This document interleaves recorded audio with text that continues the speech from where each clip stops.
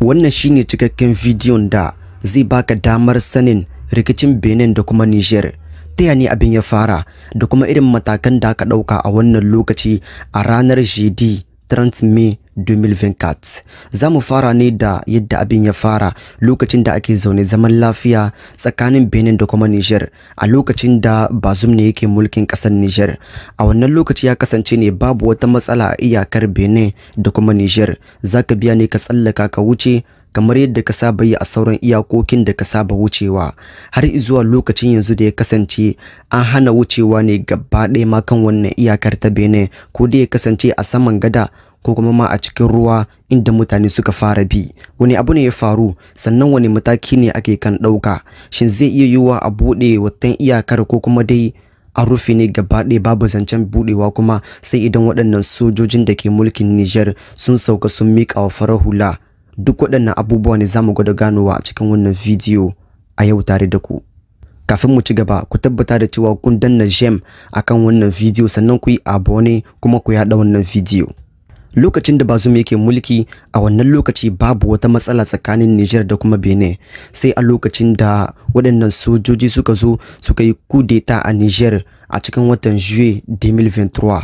A wannan lokaci ne sai da yawo ta fara shiga cikin wannan lamarin na cewa ya kamata waɗannan sojoji su sauka domin su miƙa wa Bazoum ko kuma farar hula mulkin ƙasar Nijar. Sojojin ba su amince ba, daga nan sai da yawo ta fara aji d'une manière brutale, domin farko sun zo ne d'une manière pacifique, mana sun zo cikin sauki a yi magana a gani idan za su yi. Kenan da sai da yawo ta ga cewa waɗannan sojoji fa ba za su sauka ba su bar mulkin, kenan yanzu suna so ne su yi amfani da duk ƙarfin da suke da shi domin ganin cewa waɗannan sojoji sun sauka daga mulki. A nan ne sai da yawo ta fara sakawa ƙasar Nijar takunkumai iri-iri. A yau za mu yi magana ne kawai abin da ya kawo mu cikin wannan bidiyo, ma'ana rufe iyakoki. Kwarai, wannan yana ɗaya daga cikin takunkuman da sai da yawo ta saka ma ƙasar Nijar. Ya kasance duk wata ƙasa da ke cikin ƙungiyar sai da yawo kuma ya kasance tana alaƙa da ƙasar Nijar, ma'ana suna ƙawance da juna, akwai iyaka tsakanin su, to sai da yawo ta ba da umarnin cewa kowace ƙasa ta rufe iyakarta da Nijar. Ya kasance babu wata mota ta abinci ko ta magani ko ta kaya ko kuma ta mutane da za ta sake shiga a cikin Nijar idan dai ta biya ne ta cikin waɗannan ƙasashen daga cikin ƙungiyar sai da yawo. Sai ku waɗannan ƙasashe na sai da yawo ba tare da sun yi wani dogon tunani ba, ba tare da sun yi tunanin cewa Nijar makwabciyarsu ba ce, ba tare da sun yi tunanin cewa ƙasar Nijar tana da 'yancin yin abin da ta ga dama ba, sai ku suka yarda suka saka wa Nijar wannan takunkumin. Sai kasance kowace ƙasa ta rufe iyakarta ne da Nijar, daga ciki akwai Najeriya, akwai Benin da dai sauran ƙasashen sai da yawo. Ana tafiya a haka, sai kasance mutanen ƙasar Nijar suka fara shiga cikin wani yanayi na kakani kai, saboda magunguna sun daina shiga, kayan abinci ma sun daina shiga, da sauran kayayyakin da suka saba shiga su ma sun daina shiga. An rufe iyaka ne gaba ɗaya. Sai mutane suka kai kukansu ga sai da yawo cewa ya kamata a buɗe wannan iyakar, saboda mutanen ƙasa su ne ke wahala ba wai waɗannan sojojin ba. Sai da yawo bata yarda ba da tayin da mutane suka yi na cewa ya kamata a buɗe wannan iyakar. Aka ci gaba da tafiya a haka. Haka ma CNSP, sojojin da suka yi juyin mulki a Nijar, su ma sun buƙaci da a yi sulhu, a tsaya a sasanta domin a buɗe waɗannan iyakoki, amma sai da yawo bata so ba. Sai yanzu a sabuwar shekara ta 2024 a cikin wata na farko, watan Janvier, sai kasance waɗannan ƙasashe guda uku, ƙasar Mali, Nijar da kuma Burkina Faso, suka ɗau wata shawara mai mahimmanci sosai a cikin tarihi, ma'ana ficewa daga ƙungiyar sai da yawo domin su kafa tasu ƙungiya mai suna AES, Alliance des États du Sahel. A wannan lokaci ne suka fita gaba ɗaya daga cikin sai da yawo, kuma babu zancen komawa. Kowace ƙasa sai da ta saka aka yi wata sanarwa ta musamman a tashoshinta na cewa yanzu babu su babu ƙungiyar sai da yawo, sun yi fita ce ta gaba ɗaya, kuma ko fita ce ta gaba ɗaya saboda babu ma alamun cewa za su koma a ciki. A nan ne lamarin ya fara tsauri sosai ga sai da yawo. Ashe waɗannan ƙasashe guda uku kawai idan aka ce sun fita ne daga cikin sai da yawo za ta koma ne baya sosai. Za ku gane abin da ya sa na ce haka.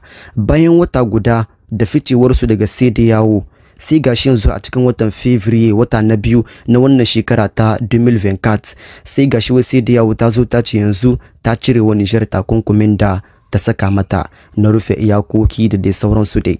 A wannan lokaci Nijar ba ta yi magana ba. Mutane sun zata cewa ƙasar Nijar za ta fito ta nuna cewa ta shi daɗi da dai sauransu dai. Babu abin da mutane suka ce. Ina magana kan waɗannan CNSP sojojin da ke mulkin ƙasar Nijar ba su mace ko ƙila ba. Kenan da aka cire wa Nijar takunkumi sai kasance ƙasashen da a da sun rufe iyakokinsu ne da kasar Nijar sai gaba ɗayansu suka buɗe. Ƙasashen da a da an yi su buɗe iyakokinsu da Nijar ba su yi ba, sai yanzu ne cikin sauƙi daidai ma mutane sun daina magana, daidai mutanen Nijar ma sun saba da ma cewa duk da cewa an liƙe iyaka amma kuma za su iya rayuwa, daidai mutane sun riga sun saba da wannan. Sai gashi cikin sauƙi ba tare da an yi magana ba, sai da yawo ta zo ta ba da umarnin cewa ai a buɗe waɗannan iyakokin da aka rufe wa ƙasar Nijar. A nan ne mutane suka fara tambayar kawunansu, to wani dalili ne zai sa yanzu ne za a bude iyakoki alhali tun a da ne aka buƙaci da a bude su? Sai aka gane cewa tabbas akwai wata kullalleniya ne a ƙasa. Yanzu bayan waɗannan ƙasashe na CEDEAO sun bude iyakokinsu kamar yadda CEDEAO ta umarce su, sai kasance Nijar bata amince ta bude iyakarta ba da ƙasar Najeriya da kuma Benin. Abin ya ba mutane mamaki sosai. Me yasa yanzu CEDEAO ta cire takunkumin da ta saka na rufe iyakoki, sai Nijar ita ta ce ta ki bude iyakoki da waɗannan ƙasashe guda biyu? Abin ya ba da mamaki sosai. Amma abin da yasa ba su bude ba, suka ce idan suka bude to tsaro zai ƙara taɓarɓarewa ne, saboda sun ce a cikin Benin ma akwai wani sansanin sojoji na Faransa inda a can ana koyar da 'yan ta'adda ne, ana horar da su yaƙi da dai sauran abubuwa domin su iya zuwa su kai wa Nijar hari. Kenan sun ce matukar aka buɗe wannan iyaka za su iya amfani ne da wata hanyar domin su shigo cikin Nijar cikin sauƙi domin su ga bayan wasu mutane. Wannan shine dalilin da yasa ba su buɗe iyakokinsu ba da waɗannan ƙasashe guda biyu. Dama tun a lokacin da aka rufe waɗannan iyakoki, mutane waɗanda suka saba bi ta iyakar Benin da kuma Nijar sun kasance ne suna amfani da wasu ruwa da ke ƙasan watan gadar da ke raba Nijar da kuma Benin. Mutane suna amfani ne da waɗannan ruwan domin su tsallaka a cikin Benin ko kuma su tsallaka a cikin Nijar, domin akwai 'yan Nijar da yawa waɗanda suke shiga cikin Benin, haka ma akwai 'yan Benin da yawa waɗanda su ma aiki yana kai su a cikin Nijar. Kenan ita ce hanyar da suka kasance suna bi. Yanzu bayan Nijar ta ƙi ta bude iyakarta da Benin, sai Benin yanzu ta ɗau zafi sosai saboda wannan rufe iyakar da Benin ta yi wa Nijar. Ba wai Nijar bace kawai ke wahala, ita ma Benin tana cikin kuncin rayuwa. Gashi yanzu Benin tana so Nijar ta bude iyakarta, ita ko Nijar bata bude ba, don haka su ma za su fara aji, za su fara yin wasu abubuwan da za su saka Nijar ta bude iyakarta. Abu na farko da suka yi shine hana man da ke fitowa daga cikin Nijar ya samu ya shiga a cikin kasuwar duniya, saboda dama sun kulla wata yarjejeniya ce inda wannan man da ke fitowa a cikin Nijar zai biya ne ta Benin kafin ya izuwa a cikin kasuwar duniya domin a yi tallar shi a can. Sai kasance Benin ta datse wata hanyar da ya kasance mai yana bi. Duk wannan sabida Nijar ta iya bude hanya, sai ya kasance ita ma Benin za ta bari wannan mai ya isa inda ake so. Duk da wannan Nijar bata ce komi ba, Nijar bata bude iyaka ba.